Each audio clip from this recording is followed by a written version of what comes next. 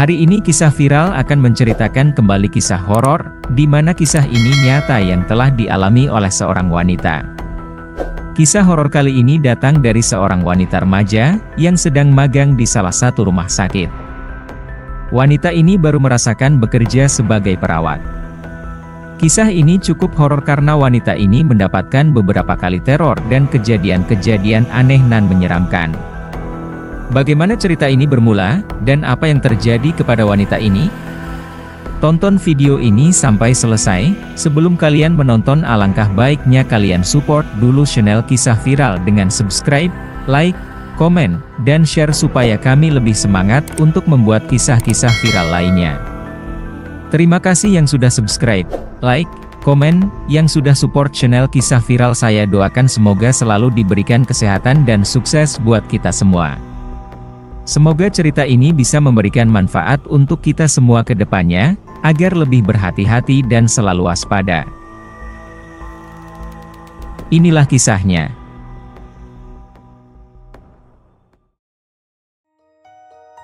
Ini dia sosok perempuan baju merah yang lidahnya menjulur panjang ke bawah, dan dia ngeluarin air liur yang sangat banyak. Lidahnya sambil menjulur keluar, dan di tembok dia merangkap merayap di dinding tembok.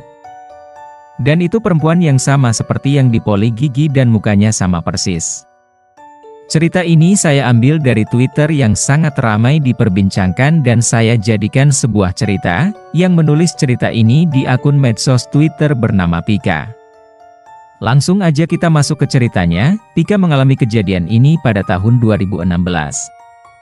Tapi cerita ini baru Pika ceritakan di Twitter pada bulan Juni 2022.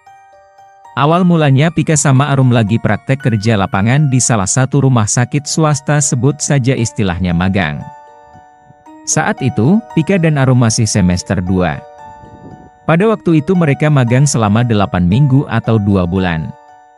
Selama 4 minggu mereka menjalani praktek, semuanya lancar-lancar saja. Cuma di minggu keempat, Pika sama Arum ditugaskan berjaga di poli syaraf. Waktu itu mereka jaga di shift siang, dan shift siang itu mulai jam 2 siang sampai jam 9 malam. Suasana rumah sakitnya itu ada beberapa lantai dan poli gigi itu ada di lantai bawah, jadi setiap poli itu letaknya di lantai dasar. Jadi letaknya samping poli gigi itu ada poli jantung, sebelah poli jantung itu ada parkiran ambulan, yang di belakang itu kamar mayat. Nah di situ Pika sama Arum awalnya ditugaskan di poli syaraf. Karena di poli syaraf itu sepi nggak ada pasien. Jadi sekitar jam 3 sore mereka diminta bantu-bantu buat jaga di poli gigi, buat bantuin dokternya, karena dokternya sendiri dan pasiennya waktu itu banyak banget. Jadi suasana di kliniknya itu ramai di poli gigi sekitar jam 3 sore. Mereka bantu-bantu dokter di poli gigi dari jam 3 sore, sampai akhirnya pada jam 5 sore itu antrian habis. Senjua antrian pasien sudah selesai dan tidak ada pasien baru. Jadi Pika dan Arum sama dokter di dalam poli itu cuma ngobrol-ngobrol biasa sambil nunggu pasien berikutnya yang datang. Setelah ditunggu beberapa menit, belum juga ada pasien baru yang datang. Pada akhirnya dokter itu mutusin buat keluar izin makan, jadi minta aku sama Arum buat nunggu di dalam poli dulu, takut ada pasien baru nanti gantian makannya. Dan keluarlah dokter buat makan, tinggal aku sama Arum di ruangan. Di situ sekitar setengah 6 sore, tiba-tiba pintu poli gigi itu geser dan terbuka, dan masuklah perempuan tersebut. Awalnya tidak ada yang aneh, karena layaknya pasien perempuan biasa pada umumnya, posternya agak pendek dan memakai baju warna merah, seperti dress sampai lutut dan lengan panjang. Terus menggunakan sendal kayu kayak bakiak gitu, tapi yang modelnya udah jadul banget, dan rambutnya panjang sebahu akan tetapi dikepang ke samping tapi acak-acakan. Penampilannya terlihat berantakan. Matanya itu seperti mata panda hitam banget. Kemudian wanita tersebut masuk. Dan saat masuk wanita tersebut bilang, "Permisi ke Pika dan Arum." Kemudian dijawabnya sama mereka, "Monggo mbak." Setelah dia bilang permisi itu tiba-tiba wanita tersebut jalan sendiri untuk duduk di kursi dental. Posisi duduk dirinya tuh sedikit aneh, Jadi di kursi dental kakinya mengangkang ke depan, badannya tegap, kursi dental atau kursi gigi itu menyandar setengah berbaring. Tapi wanita itu badannya tegap, kakinya ngangkang ke depan, terus naik kakinya di tempat duduk tapi ngangkang, terus kepalanya menghadap ke atas. Sebenarnya posisi seperti itu posisi memang orang mau periksa gigi. Posisi wanita tersebut sudah betul, akan tetapi dari posisi yang mengangkang kurang lazim banget terlihat tidak pantas. Pika dan Arum sempat memberitahu untuk memperbaiki posisi duduknya agar bisa berposisi duduk dengan layak. Seperti tidak ngangkang. Namun posisi wanita tersebut tidak berubah, dan akhirnya Pika sama Arum mutusin buat mulai menanyakan ke pasien, seperti identitas sama keluhan-keluhannya. Arum menanyakan ke perempuan itu, "Mbak, mohon maaf, namanya siapa?" Lalu pasien menjawab dengan sangat pelan, seperti suara bisikan. Itu gerakan mulutnya kayak di slow motion, gak kedengeran sama sekali. Lalu kemudian pasien tersebut langsung membuka mulutnya, seolah sudah siap untuk diperiksa giginya. Dan anehnya, dari samping mulut yang terbuka mengalir deres banget air liur. Seperti tidak wajar, karena biasanya orang memproduksi air liur tidak sebanyak itu. Dengan kejadian aneh tersebut, Pika dan Arum tidak ada pikiran horor dan hawa yang mistis. Layaknya perempuan biasa dan benar-benar pasien yang harus dilayani. Terus mereka mulai chattingan lewat HP. Di situ Arum bilang ODGJ bukan sih itu, atau orang dengan gangguan jiwa. Karena memang tingkahnya agak aneh. Dan sama sekali tidak ada pikiran ke arah yang mistis. Setelah itu Arum bilang ke aku lewat WA, "Kita keluar aja dulu, izin buat manggil dokter." Karena takutnya ngamuk karena banyak barang tajam di situ. Akhirnya mereka keluar, tapi sebelum mereka keluar, Arum izin dulu ke pasien. "Mbak, kita keluar dulu ya, mau manggil dokter." Biar mbaknya cepat ditangani. Wanita tersebut tidak menjawab sama sekali. Akhirnya mereka keluar sambil pamit. "Mbak, kita keluar buat manggil dokter." Lalu mereka berdua ke ruang dokter. Di situ mereka bilang, "Dok, ada pasien baru udah nunggu di poli." Di situ dokter ngecek HP, karena di HP dokter connect sama sistem pendaftaran. Kemudian dokter bilang gak ada pasien baru kok di sini. Tapi udah nunggu di poli, Dok. Jadi emang di sistem tuh nggak ada pasien baru, karena aturannya tuh pasien daftar di pendaftaran, ada namanya di sistem baru kita panggil baru masuk. Tapi kan pasien itu enggak, dimasuk sendiri. Terus waktu itu kita langsung ngecek bertiga, Pika, Arum sama dokter ngecek ke poli. Dan sesampainya di poli, rupanya wanita tersebut sudah tidak ada. Akan tetapi ketika kami menghampiri kursi dental, dan di kursi tersebut ditutup penuh sama cairan. Setelah mereka mendekat ke kursi dental, itu baunya tuh kayak bau yang menyengat, kayak bau basi gak enak banget. Awalnya mereka enggak tahu itu air dari mana, terus setelah Pika sama Arum mikir-mikir, oh ini kayaknya air liur perempuan yang tadi. Lalu Pika dan Arum membersihkan itu pakai tisu, terus dokternya keluar buat nyari si wanita tersebut. Siapa tahu masih di luar. Dokter nyari di luar, sedangkan Pika sama Arum di dalam. Setelah beberapa menit, dokter balik lagi, dan tidak menemukan perempuan itu. Setelah itu mereka memutuskan buat tutup. Karena memang tidak ada pasien baru lagi yang datang, dan waktu sudah larut malam.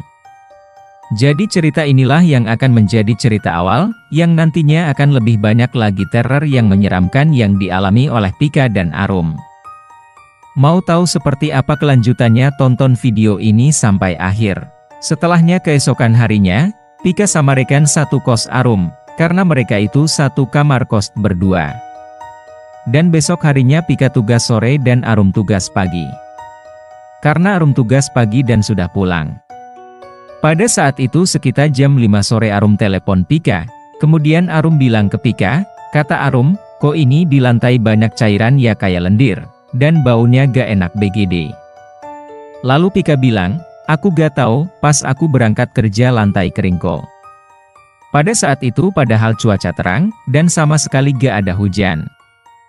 Akhirnya sama Arum dibersihin sendiri pakai tisu, dan kemudian dilepel.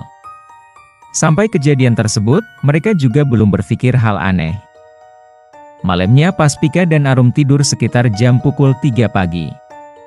Mereka kebangun, karena dengar suara seperti perempuan lagi buang riak, seperti buang riak ngeludah dan bahkan kayak mau muntah. Suara tersebut dari luar kamar kos. Seketika mereka terbangun karena suara itu keras banget. Mereka berpikir, mungkin ada orang di kosnya lagi sakit jadi mereka mutusin buat keluar kamar untuk memastikannya sendiri. Mereka keluar jam 3 pagi dan masih gelap. Mereka keluar nyari orang yang mengganggu tidur mereka. Dan waktu mereka keluar, suaranya berhenti. Tidak ada suara sama sekali, mereka mencoba keliling kos untuk mencari, tetapi ketemu suara tersebut. Setelah itu, kita masuk lagi ke kamar dan tidur lagi. Tapi mereka kebangun lagi, tidak bisa tidur, karena mencium bau yang sangat mengganggu banget. Baunya kayak bau terasi busuk. Mereka mencoba mencari sumber bau yang sangat menyengat tersebut. Coba ke kamar mandi, sampai buka tong sampah, dan tidak menemukan bau yang mereka cium. Baunya itu memang berasal dari kamar tempat tidur mereka. Terus saat kembali ke kamar, mereka menemukan lendir di tembok dan udah mengental. Dan ternyata sumber baunya dari lendir tersebut. Lendirnya itu warna kuning, di situ sudah mengental. Dan di pinggir lendirnya itu ada bekas item-item kayak noda kebakar. Atas peristiwa itu semua gak berpikir hal yang aneh-aneh atau mistis atau ada hantu sama sekali belum berpikir ke sana. Kejadian itu berhari-hari mereka alami. Seperti diteror sama hal ini, seperti suara orang ludah terdengar setiap malam, dan air liur itu tetap ada di kamar walaupun mereka sudah membersihkannya. Mereka sempat nanya ke penghuni kos sebelah. Kebetulan penghuni kos juga teman mereka yang sama dua lagi magang tapi beda rumah sakit. Mereka bertanya, kalau malam kalian dengar enggak sih kayak ada suara orang ludah gitu? Ternyata mereka gak dengar suara yang didengar Pika dan Arum setiap malam. Bau tersebut terus mereka cium, sampai mereka membeli pengharum ruangan. Akan tetapi baunya masih tetap ada, dan setiap makan pun mereka makannya di luar karena gak bisa makan kalau di kamar karena bau. Bau yang mereka rasakan itu kurang lebih lamanya sampai 5 hari. Pada hari ke-6 teror itu semakin mengerikan. Pada suatu hari, saat itu Pika kerja malam. Jadi Pika jaga malam sampai pagi, dan pas pagi hari, Pika pulang karena sehabis kerja malam. Pika merasa ngantuk dan Pika pun tidur. Dan pada saat itu, Arum yang masuk kerja pagi, tiba-tiba jam 10 pagi Arum menangis, dan mengetuk-ngetuk pintu kosan. Pika yang sedang tertidur pun akhirnya terbangun dan membukakan pintu. Ternyata di punggungnya Arum, ketempelan lendir dan itu banyak menempel di punggung Arum. Warna lendirnya kuning dan sama kayak yang di tembok itu. Jadi baju Arum pun bajunya warna putih dan di pinggir-pinggirnya itu terlihat noda bekas kebakar dan itu bau banget. Kata Pika, kok bisa nempel di baju kamu Arum? Arum sudah merasa ketakutan karena merasa sangat takut Arum. Dia langsung melepas bajunya, Arum mengganti baju praktek itu yang kena lendir. Kemudian ditaruh di kresek terus dia bakar baju itu di belakang kos. Arum bakar baju itu di belakang kosan. Karena sudah merasa takut banget, setelah dia bakar di belakang kos, mereka berdua balik lagi ke kamar. Di situ mereka berdoa nangis. Mereka berdua mulai saling ngobrol dan saling mempertanyakan, dan merasa sangat bingung. Ini tuh apa kok kayak gini ya? Ini tuh apa sebenarnya? Aku tuh pengen ngomong ini loh dari awal. Akhirnya mereka nangis berdua dan saling cerita. Di situ mereka merasa sangat takut. Dan setelah kejadian Arum diteror di punggungnya ada air liur, mereka jadi enggak berani tidur di kamar hari itu. Dan kita mutusin buat numpang tidur di kamar teman di lantai 2. Mereka numpang tidur di kamar temannya rame-rame Pika, Arum, sama 2 temennya di situ. Dan setelah di kamar, mereka pun cerita ke teman-temannya. Akan tetapi temannya tidak menganggap itu serius. Kata temennya, udah istirahat, kamu mungkin kecapean aja kali, jangan terlalu dipikirkan. Lalu temannya memberi mereka minum agar merasa lebih tenang. Kemudian mereka tidur di kamar temannya. Seperti biasa, sebelum jam 12 malam mereka berempat udah tidur, dan tiba-tiba Arum kebangun jam 1-an karena Arum merasa badannya berat seperti ketindihan. Tubuh Arum benar-benar kayak ketahan gak bisa gerak. Kemudian Arum lanjut tidur lagi dan habis itu sekitar jam 3 pagi mereka semua berempat kebangun karena Arum nangis. Lalu Pika pun menanyakan ke Arum, "Arum kenapa nangis?" Lalu Arum menjawab, "Kamu inget nggak sih perempuan yang dipoli gigi pasien terakhir ya pakai baju merah?" Kalau ternyata yang ketindihan Arum tadi jam 12 malam adalah sosok wanita sama persis seperti wanita yang mereka lihat di poli gigi. Arum bilang mirip banget wajahnya. Dia muncul di dinding atas, Arum melihat lidahnya panjang, dan dia ngeluarin air dari lidahnya sambil meludah. Dia juga nempel tembok sambil merangkak. Dan itu perempuan yang sama seperti yang dipoli gigi, mukanya sama persis. Nah dari situlah Pika mulai sedikit ada gambaran, dan ternyata selama ini yang gangguin mereka perempuan yang waktu dipoli yang mereka anggap pasien. Ternyata itu bukan orang biasa. Di situ mereka baru sadar, kok bisa sama mukanya, dan mirip air liurnya sama, dan mereka baru sadar setelah Arumi ketindihan, dan Arum bercerita makhluk yang menindih tubuh Arum. Setelah kejadian tersebut mereka tidak berani tidur sampai pagi. Temannya yang punya kamar ini mereka sampai bilang ke Pika dan Arum kalau mereka tuh udah nggak mau nampungin Arum dan Pika tidur lagi. Saking teman-temannya merasa ketakutan atas apa yang dialami Arum. Pas udah terang Arum dan Pika turun pindah ke kamarnya sendiri, dan di situ yang pertama mereka lakuin adalah minta pertolongan. Orang pertama yang mereka mintain tolong tentu keluarga. Di situ Pika telepon orang tua, si Arum juga telepon orang tua. Dan mereka cerita semuanya dan orang tua Pika ini tipe orang tua yang agamis. Setelah Pika cerita bisa dibayangkan respon orang tua Pika bilang, "Harus banyak sholat, zikir, berdoa." Kemudian setelah Pika telepon orang tuanya, giliran si Arum telepon orang tuanya, akan tetapi, Arum ini tipe anak yang gak deket banget sama orang tuanya. Waktu Arum telepon orang tuanya, sama aja responnya malah lebih cuek, dan bilang gak apa-apa yang penting prakteknya sebentar lagi selesai. Jadi pada intinya orang tua mereka tidak ada yang percaya. Mereka merasa bingung, mereka mau minta bantuan ke siapa lagi. Terus mereka mutusin buat minta bantuan ke salah satu dosen mereka yang paham agama. Kebetulan mereka juga dekat sama dosen itu. Terus mereka telepon ke dosen tersebut, setelah cerita, bapak dosen awalnya juga tidak percaya. Dosennya bilang itu cuma imajinasi kamu, dan itu sebenarnya tidak ada. Waktu itu mereka sempat beberapa kali foto sama video kejadian tersebut dan mereka mengirimkanlah ke bapak dosen itu.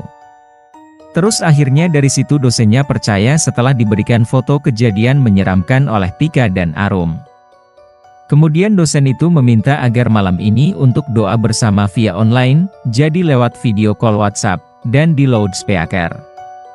Pada saat itu sesi doa di kamar kos malam-malam jam 8 sampai jam 9. Setelah berdoa semuanya tenang, mereka tidak mendengar suara-suara orang ludah, dan mereka juga nggak nemuin ada lendir di kamar. Setelah doa itu mereka bisa tidur sampai subuh mereka tertidur nyenyak. Mereka merasa aneh karena biasanya mereka selalu kebangun. Mereka merasa bisa tidur tenang tapi pas Pika mau keluar ke kamar mandi, itu sekitar subuh Pika buka pintu kemudian nginjek lendir itu di kaset depan pintu kamar, dan lendir itu juga nempel di pintu-pintu kayu. Ternyata dari doa semalam setan itu tidak bisa masuk ke kamar. Pika merasa kaget dan bingung kok tidak mempan. Akhirnya di situ, Pika sama Arum buat mutusin untuk bakar kaset itu, karena baunya terus-terusan ada di situ. Walaupun sudah dicuci baunya tidak hilang, jadi mereka bakar. Setelah kejadian itu terornya pindah lagi dan masuk ke kamar. Hanya bertahan 1 malam, setelah itu bisa masuk lagi ke kamar. Berhari-hari mereka diteror lendir terus, mereka dengar suara orang ludah dan ditambah lagi ketindihan, ini sering mereka alami di malam hari. Yang mereka rasakan ketika ketindihan, gak bisa gerak sama sekali. Setelah kejadian itu ada satu kejadian lagi di mana ada teror rambut. Jadi selama beberapa hari Arum ini selalu ngeluh, kepalaku kok sakit banget ya. Arum pernah cerita kalau setiap tidur itu merasa ada yang mainin rambutnya, terus ada yang narik jambak sampai dia ngerasain rambutnya terlepas. Tiap malam Arum kayak gitu ngerasa ada yang jambak sampai kayak rambutnya lepas dan Arum merasa kesakitan. Setelah Arum cerita malam ke Pika. Dan paginya Pika bangun nemuin rambut di lantai-lantai dan keramik, lantainya warna putih, jadi jelas banget kalau ada rambut di lantai, dan Pika nemuin rambutnya itu sejumput rambut gitu. Dibilang banyak ya ga, dibilang sedikit juga enggak. Rambut itu dikumpulin jadi satu dibentangin rapih banget di lantai, rambut itu warna merah, dan yang rambut warna merah itu rambutnya Arum. Pika jadiin satu di lantai rambut tersebut dan Pika bangunin si Arum. Pika bilang sambil marahin Arum, bangun Arum gak lucu kamu main kayak gini, kenapa rambut dirontokin di lantai? Jangan nakut-nakutin, dan bikin malah tambah serem. Kata Pika marahin Arum. Terus Arum bilang, aku gak tahu dan gak pernah mainin rambut. Dan langsung Arum bilangi ke Pika. Pika kamu inget gak sih, semalam kan aku ceritain kalau aku ngerasa rambutku ditarik gitu sampai copot. Ternyata makhluk itu yang narik rambut aku dan ditunjukin buktinya sama makhluk itu. Arum merasa takut, dia ambil rambut itu dan dibakar lagi di depan kos. Setiap apapun yang terkontaminasi dengan teror ini, pasti akan mereka bakar. Setelah kejadian teror rambut itu pagi hari. Dan malamnya ini benar-benar kejadian langsung, Pika sama Arum ketindihan makhluk tersebut. Mereka ketindihan hal yang sama. Ketindihan kali ini jauh lebih ekstrim dari ketindihan yang biasanya. Yang biasanya ketindihan itu gak terlihat apa-apa. Tetapi malam itu Pika ketindihan melihat untuk pertama kalinya perempuan pakai baju merah merangkak di atap. Makhluk itu merangkak dari atas tembok, ke tembok depan, ke bawah, ke lantai, dan perlahan menghampiri Pika yang lagi tidur. Dan waktu makhluk itu merangkak menuju Pika, wajahnya tuh enggak kayak perempuan, wajahnya itu item kayak sudah gosong, matanya tuh enggak sejajar, senyumnya tuh mulutnya senyum lebar banget sampai telinga. Dan lidahnya panjang menjulur ke bawah ngeluarin air liur deres banget. Makhluk itu merangkak ke arah Pika, pada sampai kaki makhluk itu menjilat kaki Pika dari ujung kaki, dan lidahnya kena kulit tuh terasa perih banget. Makhluk tersebut menjilat bagian tubuh yang terlihat dan bagian yang tidak tertutup kain. Kaki Pika dijilat sampai ke atas leher sampai kepala dan muka pun dia jilat.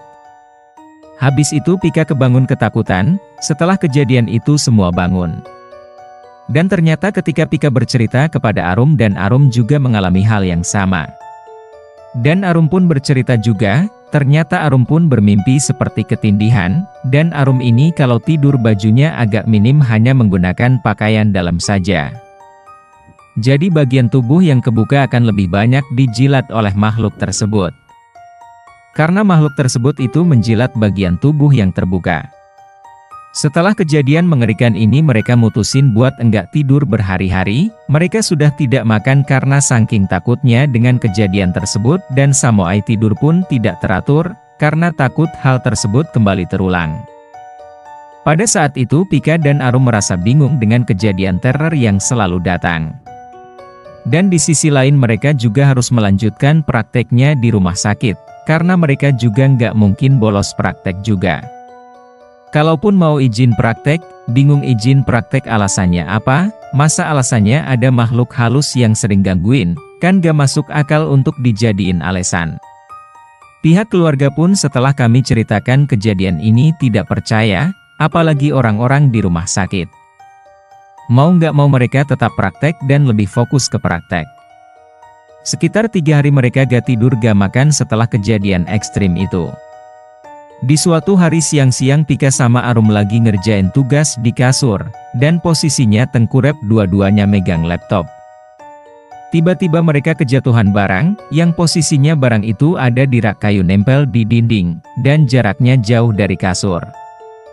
Jarak rak dari mereka berbaring sekitar 3 meter. Di situ ada jam beker, jam tangan, uang receh, kunci motor, dan kepalanya Pika kejatuhan jam beker. Dan badan mereka berdua kejatuhan barang-barang yang ada di rak kayu. Padahal jaraknya jauh. Secara logika gak mungkin dengan jarak segitu jauh bisa kena badan dan kepala, jadi seperti barang itu dilemparkan ke arah mereka berdua. Setelah teror terus-terusan datang, akhirnya mereka memutuskan untuk pindah kos. Sepertinya makhluk itu marah karena mereka enggak tidur, makanya dilempar jam itu karena menurut mereka waktu tidur itulah satu-satunya cara buat makhluk itu masuk ke mereka dan mengganggu mereka. Karena berhari-hari mereka enggak tidur dan udah berhari-hari juga enggak makan, karena gak bisa ngebayang dan nyium bau anehnya bikin gak nafsu makan dan merasa mual sekali. Setelah 2 hari rutin buat minum obat, dan ketiga hari merasa lebih baik. Tetapi yang terjadi sama Arum malah lebih parah. 2 hari itu Arum tiba-tiba di suatu malam. Arum tidur sekitar jam 7 malam, dan tidurnya nyenyak banget sampai paginya pas subuh aku bangunin gak bisa, dan Arum gak bangun-bangun.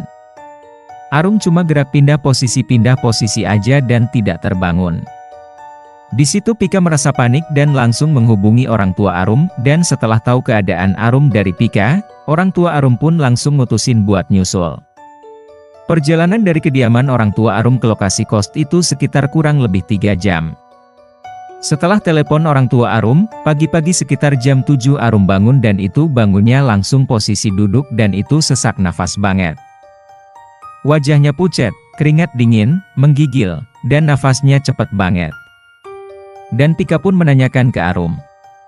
"Kamu kenapa Arum?" Arum pun tidak menjawab dan seketika Arum nangis. Pika yang melihat kondisi Arum merasa panik, Pika lari keluar minta bantuan ke orang-orang yang ada di sekitar kos. Akhirnya Pika dibantu semua bapak kos dan anaknya buat bawa Arum ke IGD. Di perjalanan ke IGD menggunakan mobil Pika yang duduk di belakang sama Arum. Arum di perjalanan dia nangis memegang tangan Pika sambil bilang, "Tolong jangan biarin aku tidur lagi, aku nggak mau tidur, aku nggak mau tidur." Arum sampai ngelitikin badannya sendiri di mobil biar Arum gak tidur. Sampai di IGD Arum ini didiagnosis, yaitu kekurangan cairan udah akut sampai dia dimasukin selang makan sampai lambung karena emang lambungnya ternyata sudah bermasalah. Karena di situ Pika sudah nggak bisa masuk makanan dari mulut, semua masuk lewat 2 jalur infus di 2 tangan saking kurangnya cairannya. Wajahnya Arum saat itu sadar, matanya terbuka tetapi tatapannya kosong. Dan ditanya-tanya sama dokter pun dia nggak jawab. Ditanya dokter namanya siapa, Arum tidak menjawab, diam aja dan Pika merasa panik dan mencoba untuk menelepon lagi orang tuanya. Setelah mereka pindah kos dan berharap mereka tidak lagi diganggu. Karena saking takutnya mereka sampai pindah kos.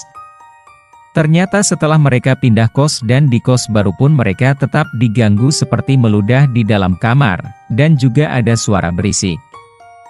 Jadi di situ mereka sadar, ternyata masalahnya tuh bukan masalah tempat tetapi masalahnya ada di mereka.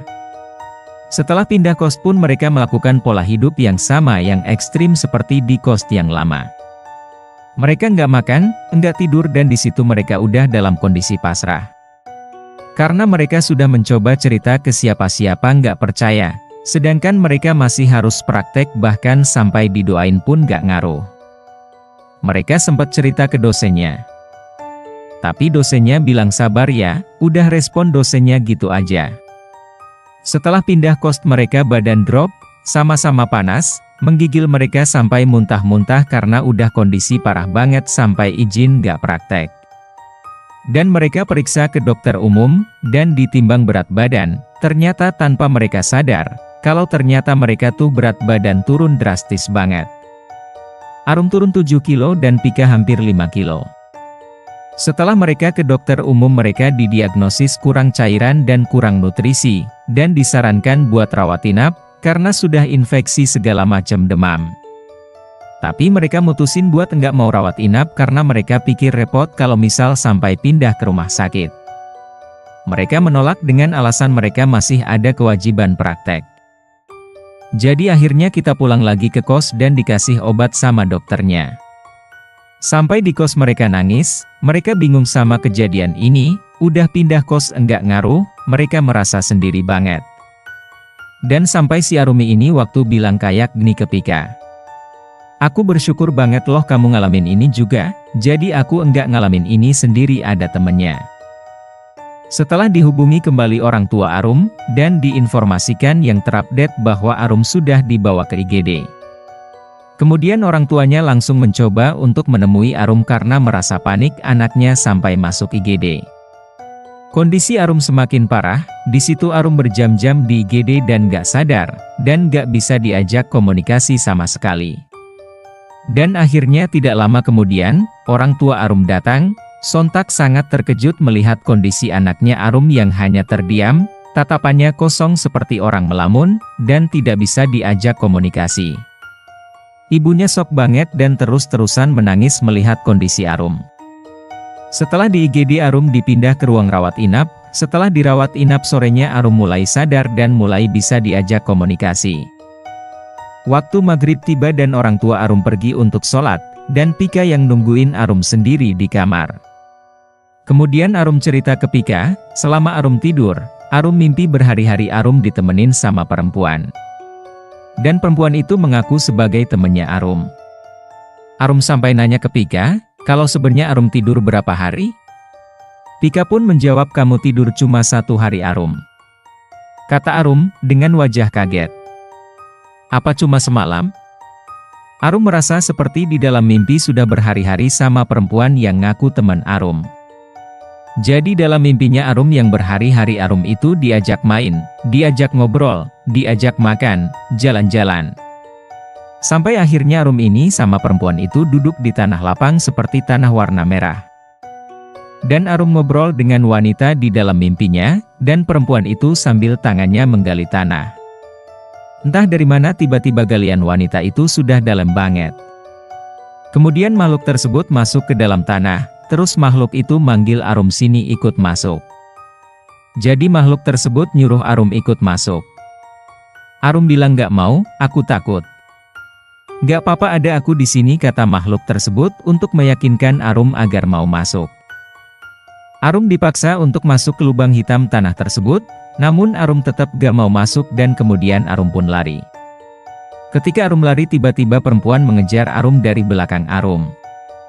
Dan kemudian Arum pun terbangun dari mimpinya. Pada akhirnya Arum pun mencoba untuk menceritakan kejadian tersebut ke orang tuanya, dan berharap orang tuanya percaya atas apa yang Arum ceritakan. Dan setelah Arum menceritakan semua, akhirnya ibu sama ayahnya Arum percaya. Karena memang sudah melihat sendiri kondisi Arum yang tidak wajar dan aneh. Ayahnya Arum langsung hubungin kenalannya di luar kota untuk membantu Arum agar cepat sembuh. Paginya sekira jam 9 orang kenalan bapaknya Arum yang ditelepon langsung datang ke rumah sakit. Kemudian mereka bilang, proses penyembuhan ini enggak bisa dilakukan di rumah sakit. Dan akhirnya mereka mutusin buat maksa dokter agar bisa pulang dengan kondisi yang memang masih terbilang parah. Orang tuanya memilih untuk dirawat di rumah. Setelah pulang dari rumah sakit Arum kembali ke kosan karena mau diruqyah sama Pak Abdul sama Pak Rahmat. Sampai kos-kosan Pika dan Arum langsung diminta buat bersih-bersih. Mereka diminta buat mandi dan harus bersih dari ujung kepala sampai ujung kaki dan diminta buat potong kuku.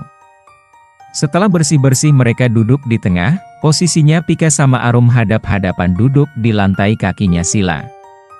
Mereka di briefing sebelum dilakukan doa-doa. Dan Pak Abdul bilang gini, nanti pada saat doa dimulai, saya mau manggil makhluk tersebut. Seandainya dari kalian ada yang merasa pundaknya berat atau kerasa ada yang nempel jangan dilawan dibiarkan aja supaya bisa masuk ke salah satu tubuh Arum atau Pika. Sontak mendengar penjelasan Pak Abdul ayahnya Arum menolak, karena enggak mau anaknya dimasukin makhluk seperti itu karena ayahnya takut kondisi Arum tambah parah. Setelah dijelaskan ini adalah proses ikhtiar agar bisa sembuh, Akhirnya ayahnya Arum pun mencoba untuk tenang dan percaya. Tak lama kemudian, prosesnya dimulai, mereka duduk hadap-hadapan, sila pundak Pika dipegang sama Pak Abdul dari belakang, dan pundaknya Arum dipegang sama Pak Rahmat dari belakang. Di situ mereka diminta buat fokus untuk mikirin semua kejadian-kejadian teror. Dan setelah itu beberapa menit Pak Abdul ini bilang dari belakang, "Bak ini bentuknya pocongan ya?" Langsung Pika sama Arum nyangkal. "Bukan Pak, ini perempuan pakai baju merah, saya yakin banget." Lalu kata Pak Rahmat, "Ini itu pocongan yang kalian lihat, perempuan itu sebenarnya penyamaran menyerupai perempuan, akan tetapi bentuk aslinya pocongan. Makhluk tersebut ganti-ganti wujud supaya kalian seneng, karena tujuannya buat narik perhatian kalian. Jadi aslinya bentuknya pocongan, memang ganti wujud saja." Setelah itu tiba-tiba Pak Abdul yang memegang pundak Pika itu menjadi keras pegangannya, dan tiba-tiba narik Pika ke belakang, kemudian langsung meluk Pika dan semuanya kaget. Pak Rahmat langsung berdiri dan langsung nyamperin Pak Abdul untuk melepaskan pelukan Pak Abdul yang kenceng banget terhadap Pika. Dan ayahnya Arum pun mencoba ikut bantu melepas pelukan Pak Abdul ini. Pika hanya bisa terdiam dan menangis karena merasa ketakutan. Dan ternyata Pak Abdul ini kemasukan sosok makhluk tersebut. Setelah berhasil lepas dari pelukan Pika, Pak Abdul dipegang tangannya sama Pak Rahmat dan ayahnya Pika. Dan posisi Pak Abdul persis kayak yang pernah Pika dan Arum lihat. Posisinya merangkak di lantai dengan posisi lidah keluar dan mengeluarkan air liur yang sangat banyak. Pak Abdul ini mencoba untuk merangkak ke arah Arum, akan tetapi dipegang oleh Pak Rahmat dan ayahnya Arum. Kemudian di situ Pika sama Arum pelukan dan nangis. Kemudian dipeluk juga sama ibunya Arum dan nangis bertiga karena ketakutan. Dan Pak Rahmat ini mencobalah komunikasi sama makhluk yang ada di tubuh Pak Abdul. Akan tetapi makhluk tersebut susah untuk diajak bicara. Dan akhirnya Pak Rahmat mencet jempolnya Pak Abdul dengan sangat keras, setelah itu makhluk tersebut bicara. Pak Rahmat tuh langsung tanya gini, "Kamu suka sama mereka berdua?" Makhluk tersebut hanya senyum dan ngangguk, terus Pak Rahmat nanya lagi, "Mau yang mana?" Makhluk tersebut disuruh milih, dan makhluk tersebut nunjuk ke arah Arum. Kemudian Pak Rahmat di situ nanya lagi, "Kamu tuh kenapa memilih Arum?" Kemudian makhluk itu bilang, "Karena anak ini ngasih darah yang aku mau dan badan yang aku mau." Kemudian Pak Rahmat nanya ke Arum seperti ini, "Enduk kamu kalau menstruasi pembalutnya kamu cuci bersih ga? Terus kamu buang ga?" Arum pun menjawab, "Aku nggak pernah nyuci pembalut, dan langsung aku buang ke plastik dan dibuang plastiknya ke tempat sampah tanpa aku cuci."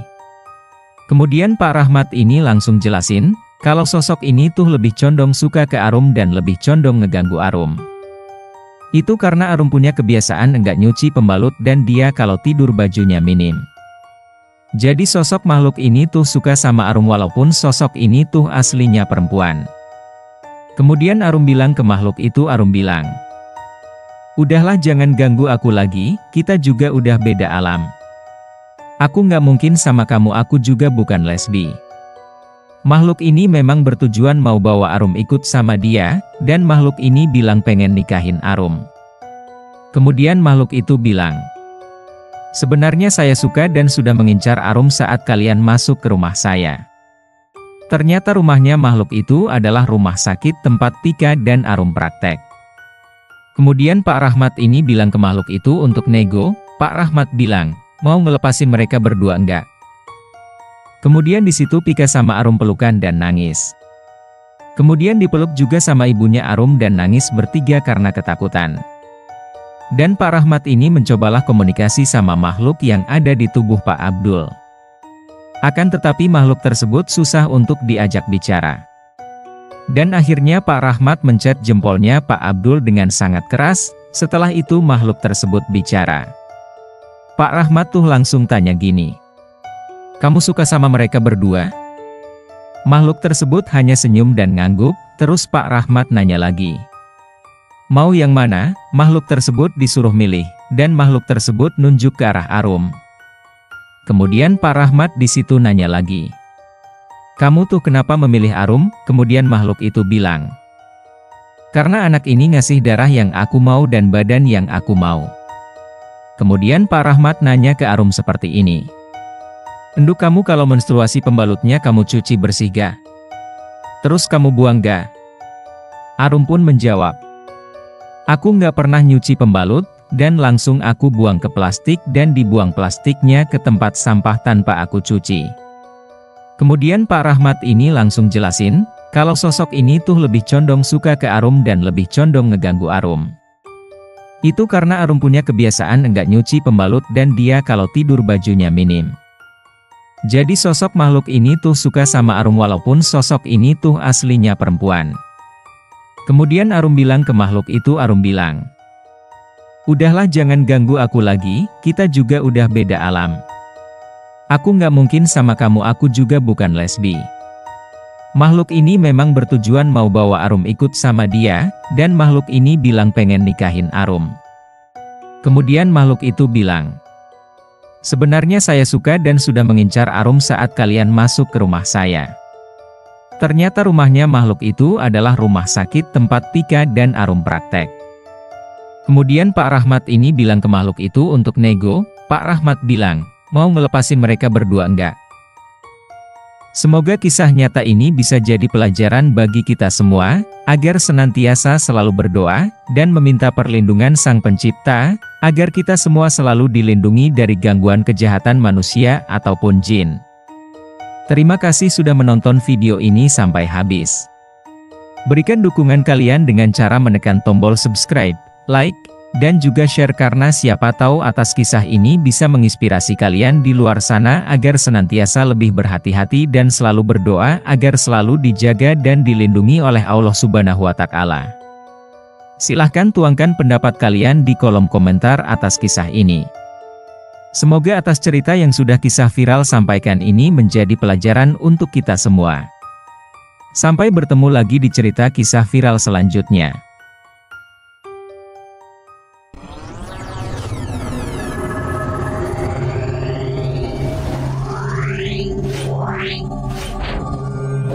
Wow.